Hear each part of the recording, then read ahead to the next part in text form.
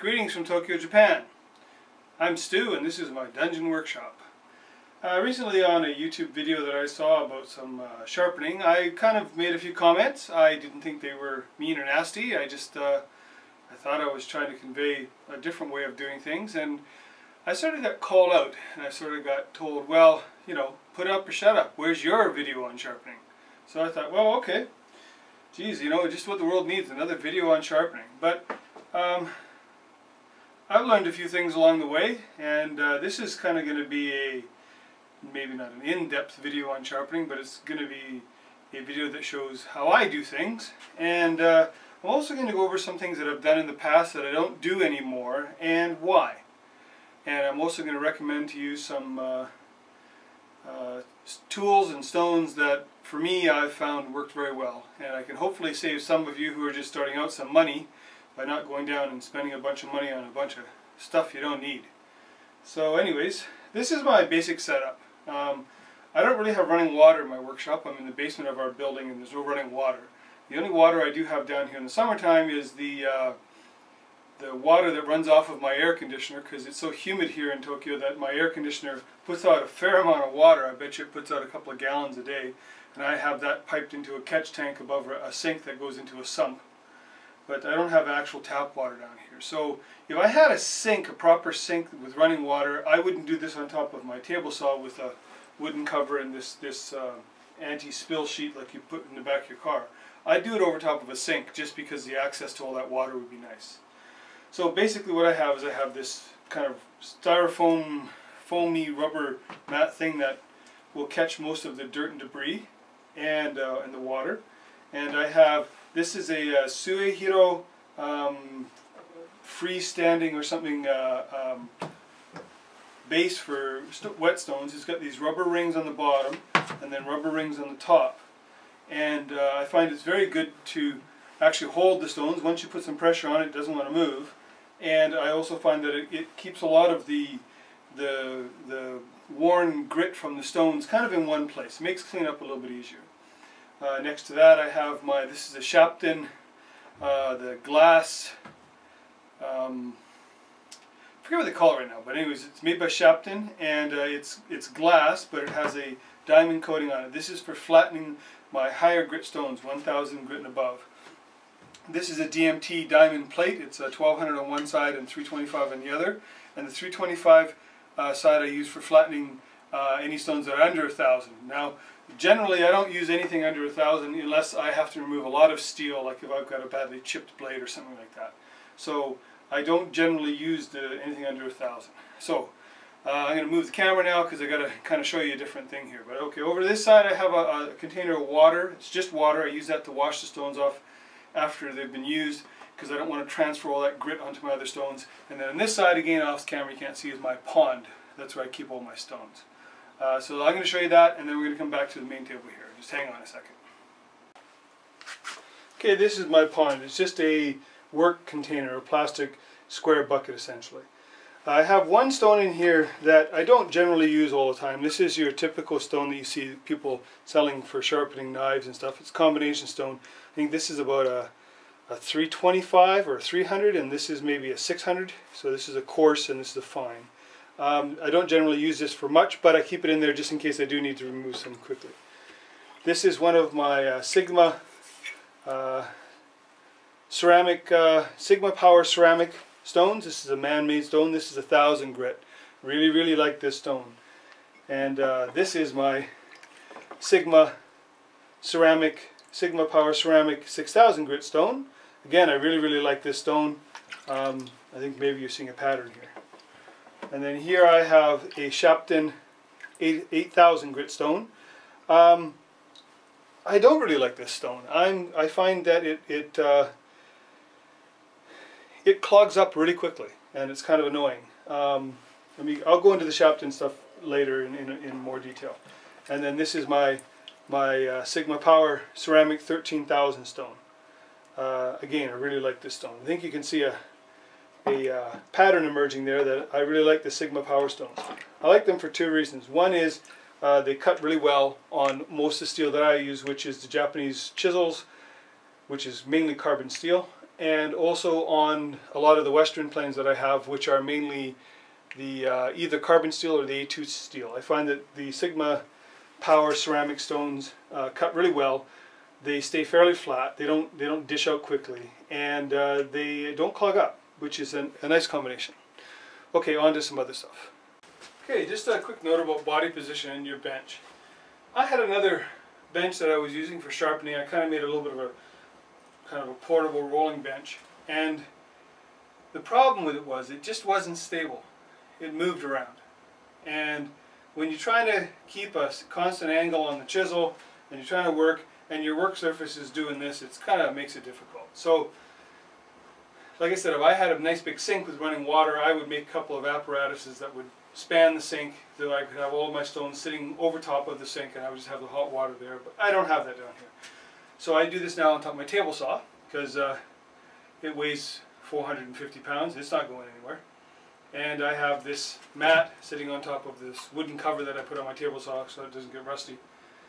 And I work here. Now the height's also important. You don't want it too high, and you don't want it too low where you're going to be bending over, because you can do this. Sometimes I have kind of a sharpening day and I'll go through all my tools and I can spend 2 hours, 3 hours doing this. And if you're kind of bent over or hunched over like this, your back's going to kill you. As it turns out, my workbench and my table saw are just about, as far as I'm concerned, the right height. I think if you stand and you put your hand basically with your hand bent, your wrist bent at about 90 degrees, and you put your hand down, it's about the right height.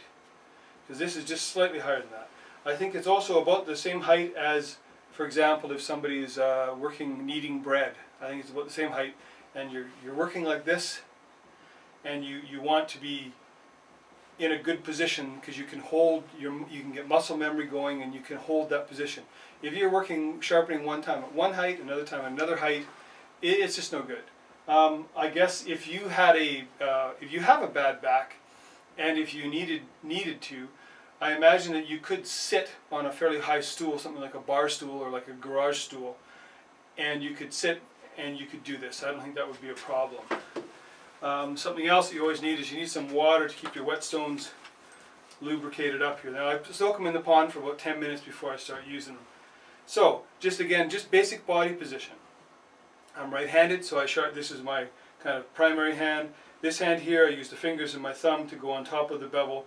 And the point is, you want to be standing. I stand basically right up to the bench, belly up to the bench, and I have the tool in front of me, and I have my arms kind of at a nice relaxed height, and my elbows, and I move like this. So I put the tool on the thing and on the stone, and I just move like this. It's very easy. Bent knees are slightly bent. It's all in the same place. So your body gets into a muscle memory, and you can really easily do this freehand, I think. It takes some practice, it takes some work, but basically anything that you want to do that's good takes both of those things. So this is how I do it, and I find that it works quite well for me. I have a good firm grip on the chisel with my right hand. My left hand is just basically kind of making sure that bevel stays nice and flat on the stone. You don't have to do any quick jerky movements. You don't have to zoom around and do anything crazy. You can just do a nice, easy, simple pattern like this. What I basically do is I try to use the whole stone so I don't get any dish out. So I go back and forth with the blade, I guess that's perpendicular, parallel, whatever it is, to the stone, and I also do a figure eight. The figure eight is a little bit more advanced, but I find it keeps the sharpening, I don't know, it just seems to work better for me. It's a little harder to get initially, so if you're having trouble with it initially, just go straight back and forth, even pressure, or you can cock the blade at maybe 5 or 10 degrees and go straight back and forth. But try to use the whole surface of the stone, and you will be able to sharpen. So when I'm done with the stone, like let's just say here I'm done, there's a couple things that I'll do. First thing I'll do is I'll look at it in the light. I'll feel it for any bumps or ridges. I'll take my magnifying glass, and under a good light I'll take a look at it. And I still got some work to do on this one. I can see there's still a couple of very small chips. And the amazing thing is, when you look at it with the naked eye, those chips aren't readily apparent. When you look at it with the 20 times glass there, you can see that those chips are readily apparent. Obviously, when to use it, you would see them too, because you wouldn't get a nice smooth cut. Now, just for reference sake, what I do here is, when I finish with the 1000 grit stone, put a little water on it, take my glass stone. Oh, well, you can see that. I'll do a close-up later. But the black marks are slowly going away. It doesn't take much. And the stone is once again clean and flat. Two things I think that you really need. Then I take this, I dip it in my water to get that 1000 grit stone off of there. If you need be, use toothbrush to get all the grit off there, because you don't want to be taking the 1000 grit from this stone and putting it on your 6000 grit, which is the next stone. Then I take the 1000 grit stone, just give it a quick rinse in that water, then it goes back in the pond. I really try to keep my stones clean. Initially, I understand and I agree that this might seem like a lot of extra work, but down the road, if you get in the habit of doing this, your stones will always be clean, they'll always be true, and with just a short 10-minute dunk in the tank, they're always ready to use. To me, that's worth the effort. Your mileage may vary. So the next thing I would do is I'd move on. This is the 6000 grit stone. So I go 1000, 6000, 8000, 13,000. But to be honest, the 8000 grit stone is falling out of favor. I don't really use it much anymore. I find I can go from the 6 to the 13, no problem. I have a lot of sharpened stones. I've used them to the point where they become so thin that they've actually broken on me. So I've used them a lot. And they're pretty good stones. But compared to the Sigma Power ceramics, they're not as good. I haven't used the Sharpening glass stones, so I can't comment on those. These are the Sharpening Pro stones. They work fine. They're a bit spendy here in Japan, but they do work. That being said, for my money, these Sigma Power stones are better. Sigma Power ceramic stones. I buy them from a guy that I know here in Japan. His name is also Stu, and he has a place online called toolsfromjapan.com. All one word, Tools from Japan. And he has these stones, and he ships worldwide, and he ships at quite reasonable prices. And he has very good relations with the various manufacturers here in Japan, and he can get a lot of stuff that you can't get anywhere else.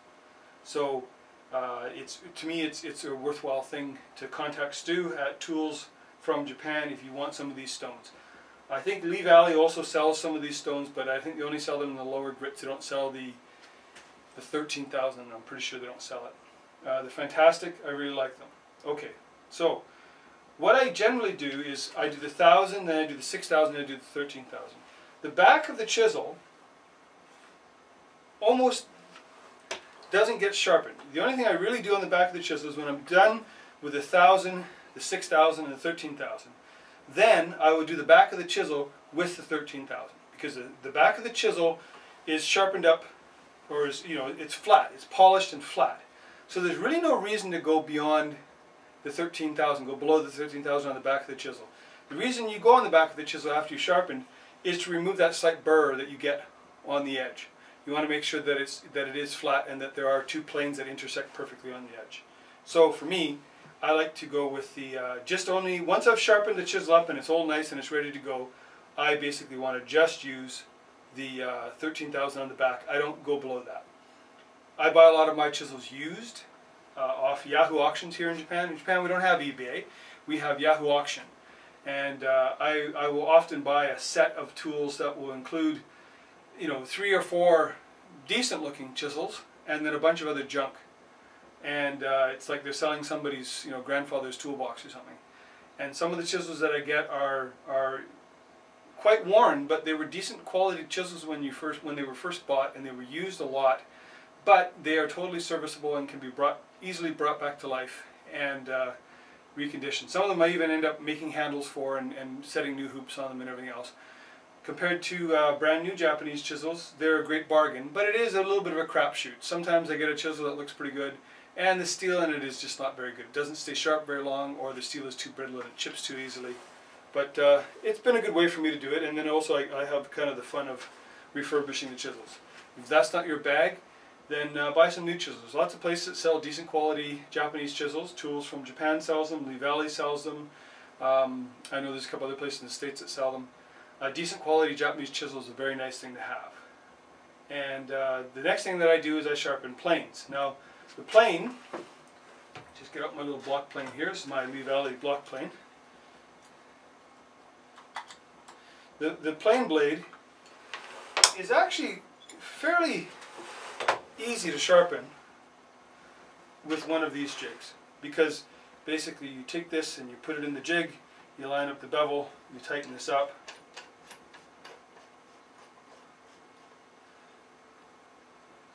like I said before, you take this tool and you line this up to whatever angle it's supposed to be by moving the jig along until that's all perfectly lined up. And then you just take this and you put it on here and you roll it back and forth. Pretty straightforward, works fairly well.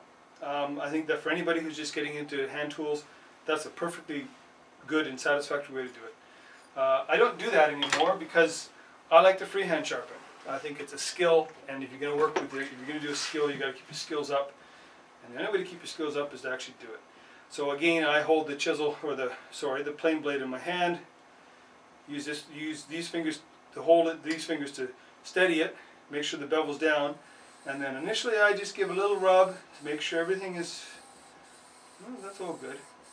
And then again, I do a figure 8.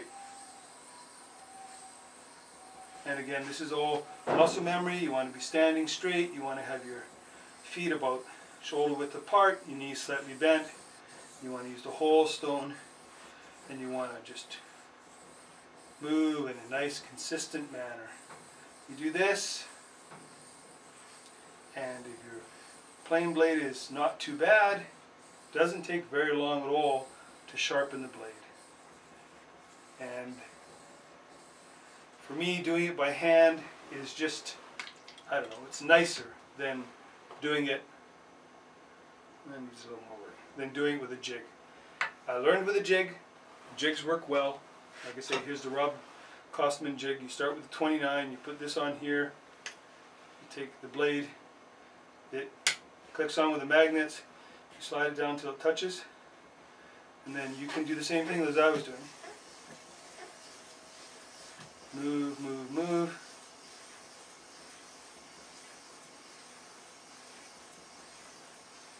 Till you get it sharp. When it's sharp, you turn this around to 31 degree.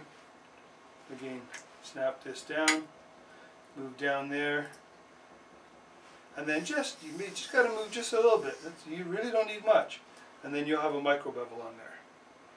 That's not a bad way to sharpen a plane.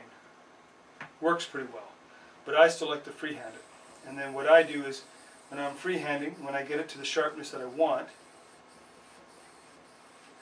what I do then is I just basically lift up just a little bit and just give it. And now I've got my micro bevel.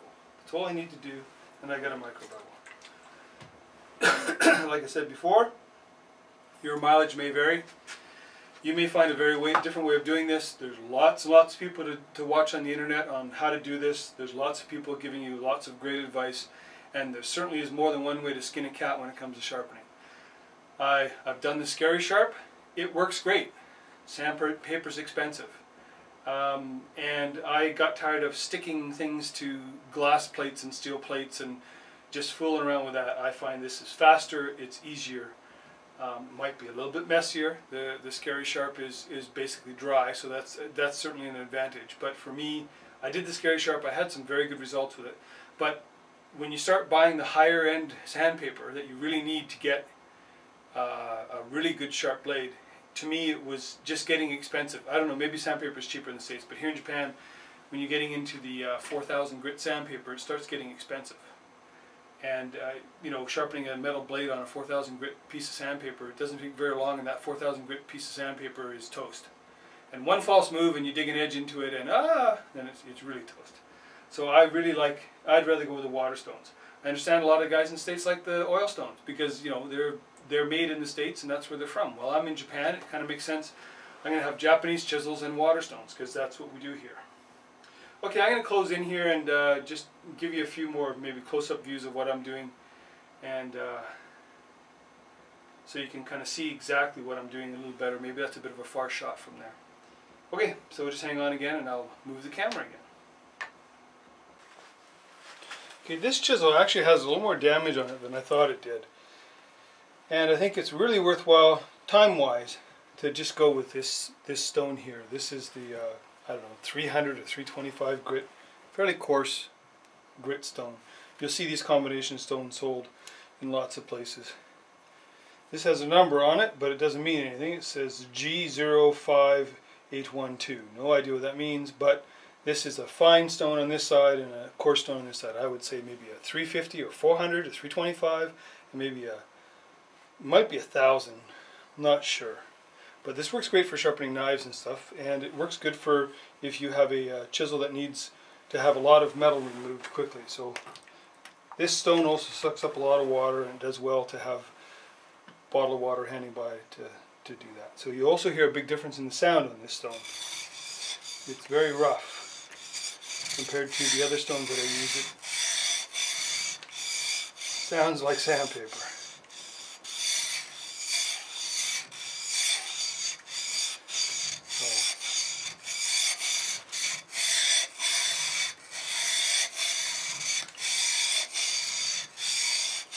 I'm not pressing very hard. I'm actually pressing fairly light. And I just want to move this where I can get rid of the...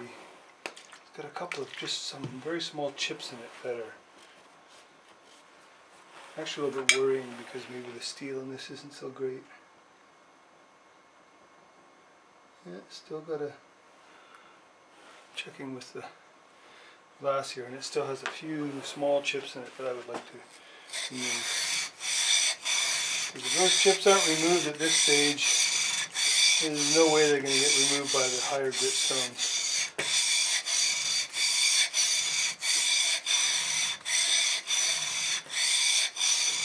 I sharpen most of my Japanese chisels at 30 degrees to 35 degrees. I think 30 degrees is a pretty decent grind on most Japanese chisels. I wouldn't...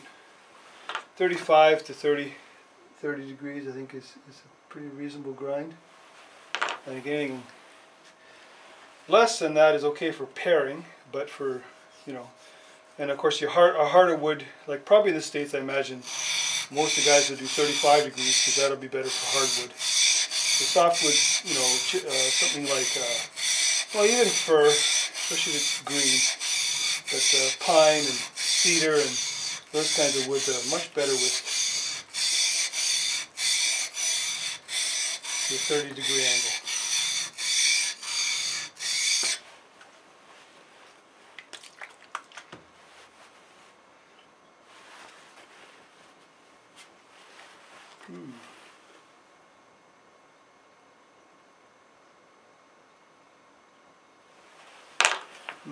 Still quite a bad edge there. Well, I'm going to take care of this and you guys can come on back when I'm done. So just hang on a minute. Okay, now we're ready to start the 1,000 grit stone again. Taking those nicks out of there. Pretty successful. Don't know if this will focus on here or not, but I'm trying to get the right angle here. You can see on this chisel, this is not a high quality chisel, it's a kind of a journeyman chisel, but it's well made. You can see how this shinier steel here that's the hard steel, and the duller steel is the softer steel. And you can see how this kind of lips up around the edges there on both sides. I hope you can see that in the video. But that shows that this was well made. You'll see the better quality ones and that'll even be more pronounced. And so what that means is that the hard steel on the bottom is actually kind of wrapping around the edges. Anyways, I'm going to just go at this now with 1000 grit stone and go through my process. You can hear the difference before that on that green stone. This is much quieter because it's 1000 grit, not a 325 or whatever that was. And have your feet in the right place and your body always in the same spot. You know, don't be doing this or be doing this all the time. I have this about that far from there, and I always have it in the same place, same height, and it just makes the muscle memory that you learn from doing it easier. Of course, if you had to, sharpen somewhere else, you can always adapt, but having the same setup every time just makes it easier, that's all. See all that blackness on my white stone? It really shows up on the white stone. That's all the metal coming off. We're getting those two planes. The plane of the back of the chisel and the plane of the face of the chisel intersecting.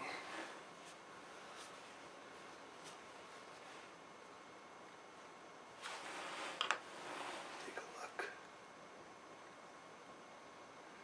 Oh, that's much better, but it still needs a little more scratch removal. Just going to put some water on there. Give the rub of my fingers just to, clean up some of that stuff off of there. Generally, it doesn't take this long to sharpen the chisel, but like I said, this one's was a bit knackered. That's why I kind of picked it to do this on, because hey, it needed the work.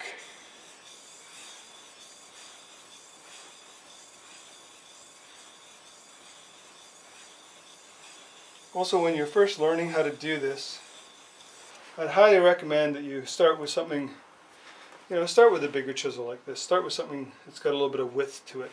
Don't start with something narrow or even narrower than this. Don't start with like a 1/4 inch or something, because it's going to be tippy and it's going to be hard to control. Something with a wide cutting edge here, it's much easier to do this when you first do it, because it's just a stabler base to work with, that's all.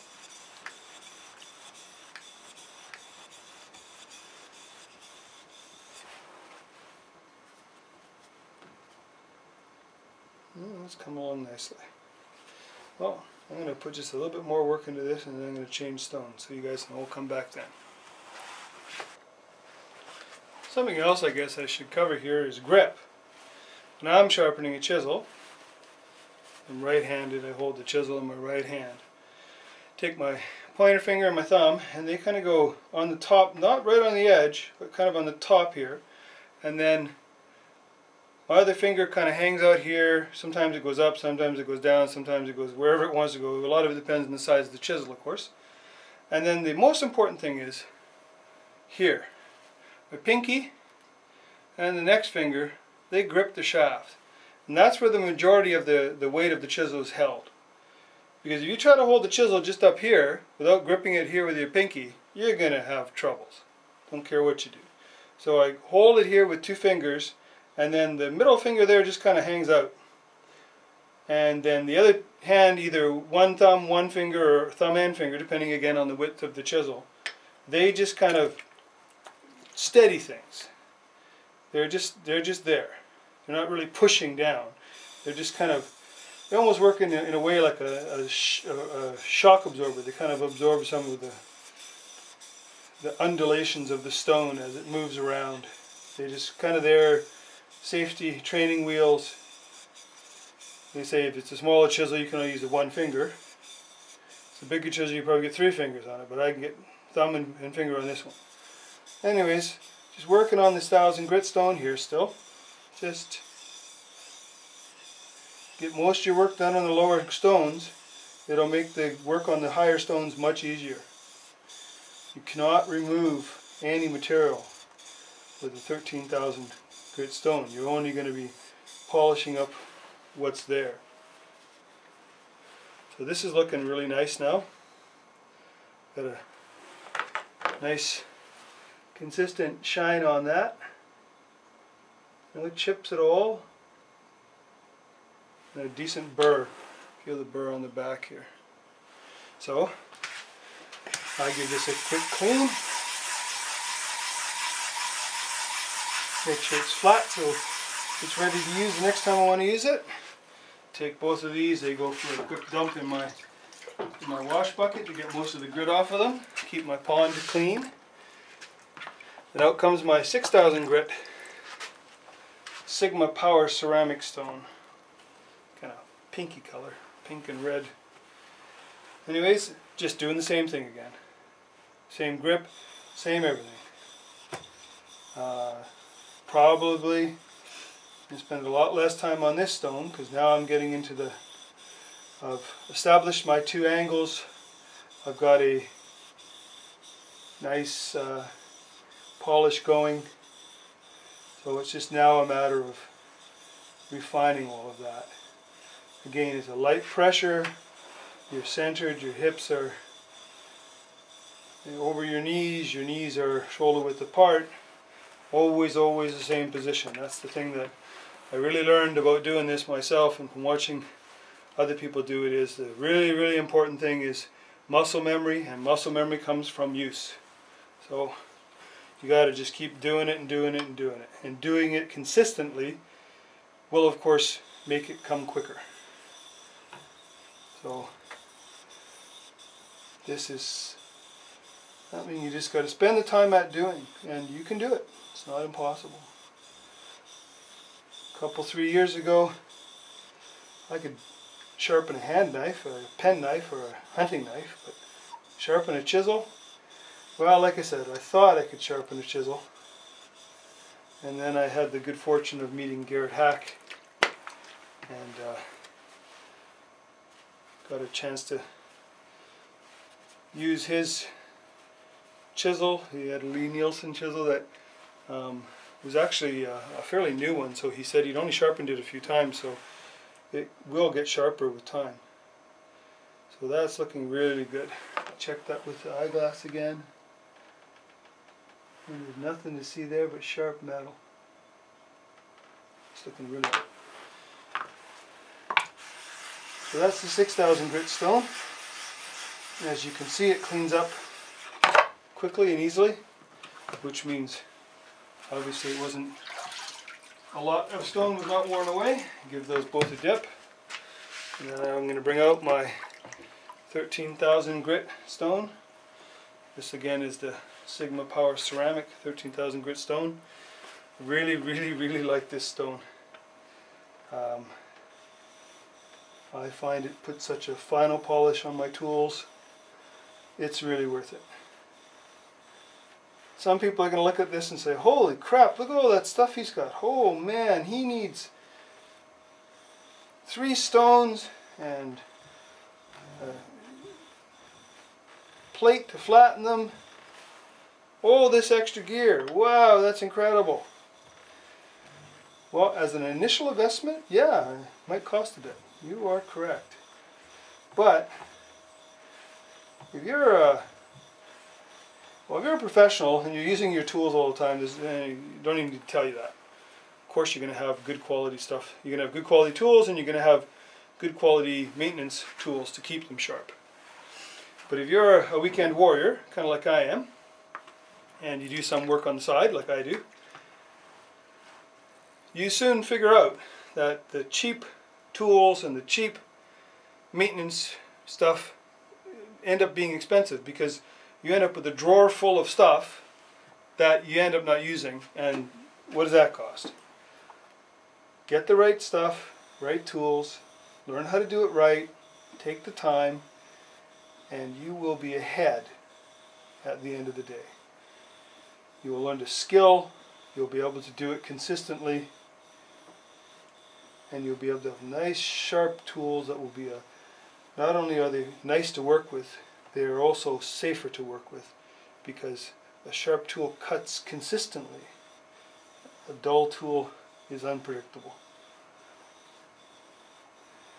I hope I'm not boring you to death with all this talk. Anyways.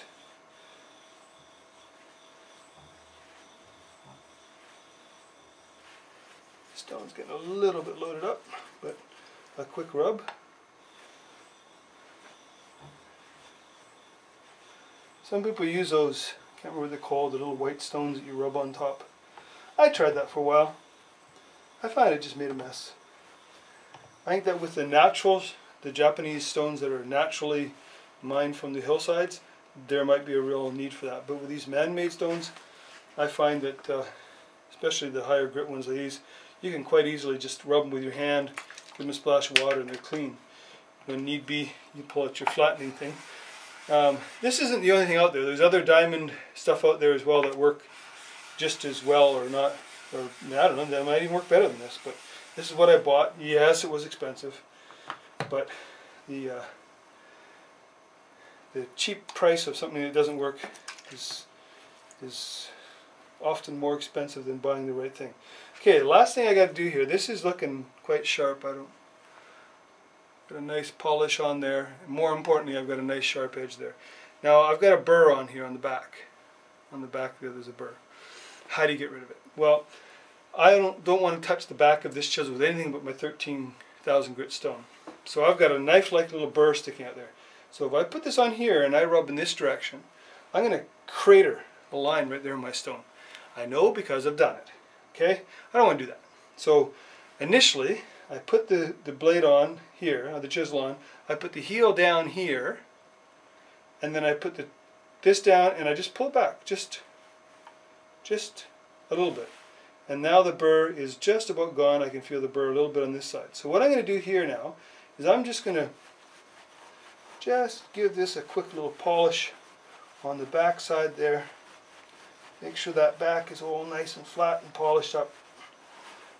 Polish means sharp. Shiny and dull ain't worth nothing. So,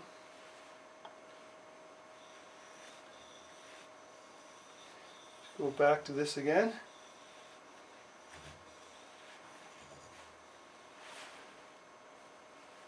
Again, pull, then you can do this. Pull, then you can go side to side. That should be about it. I imagine that that is about as sharp as it's going to get, and it has a good edge on it that will definitely cut wood. And take a look at it with my glass.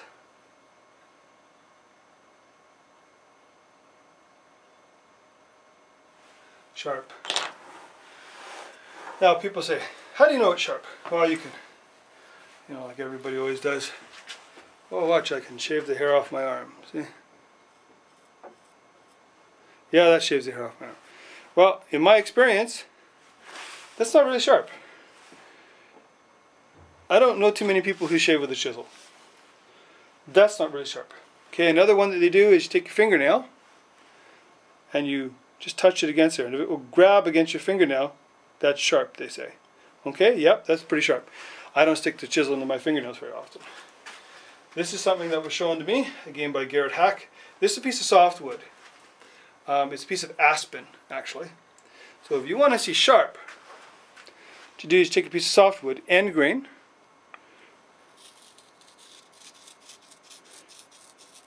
and you cut it. Then you take your glass and you look at the end grain. If it's really sharp, you will see just cleanly cut end grain. You will not see a bunch of crushed fibers. I have to admit, my chisel could be sharper. It's pretty good, but it's far from perfect. It needs, I need more practice. I need more work if I want to get up to a level of really and truly being sharp. This looks sharp. For all intents and purposes, I guess it is sharp. But trying to do a little bit better each time that you do it is not exactly a bad thing. There, I'm cutting end grain there. Oops, it's falling in my pond.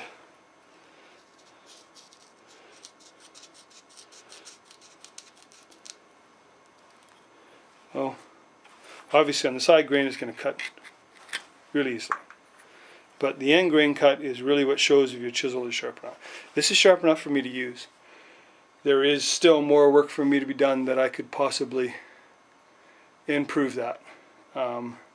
It'll just take more practice and more time at it, like anything.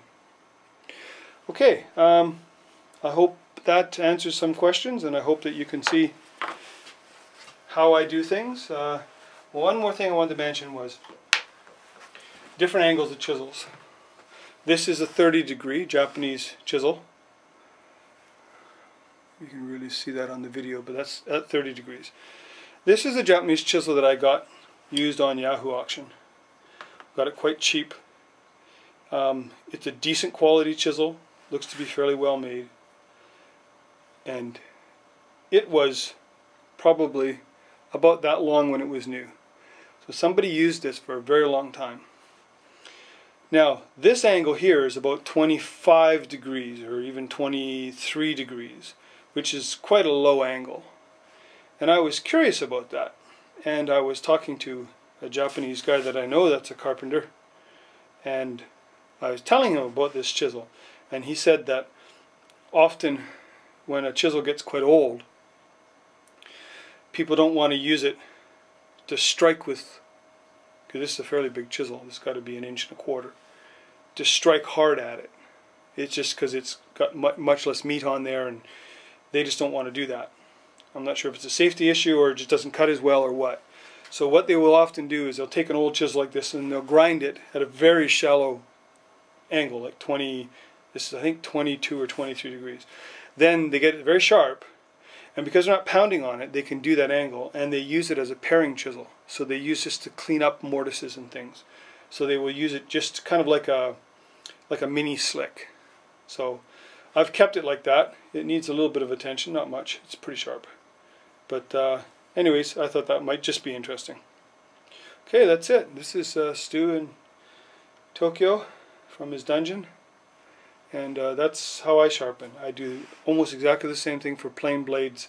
So I don't really need to spend the time showing you. I just basically do the same thing. I do it all by hand. And I use a very basic system. I'll put the links down below for the tools from Japan. My buddy Stu over there. He's got a bunch of great tools. He's got saws and chisels and other things as well. And his prices, I think, are quite reasonable. And I really do like the Sigma Power Ceramic, I think they're called, or Sigma Ceramic Power, or something like that. I'll put a link in the bottom of this video description to those things. I think you need 3 stones. I think basically you need 1,000, a 6,000, a 13,000. And then you need one of these combination stones that's probably a 250. I looked it up in between some of these videos, and I think it's a 250, 850 king stone, I think. And that'll give you a good stone that you can refurbish damaged edges with. You know, of course, if it's badly damaged, you can always go to your grinding machine, your grinder, and carefully grind out the chips. But the 250, 850, I think, is a good stone to have. You can use that in your kitchen for knives and stuff too. Okay, well, that's what I do. That's how I do it. I hope that helps somebody out. Thank you very much.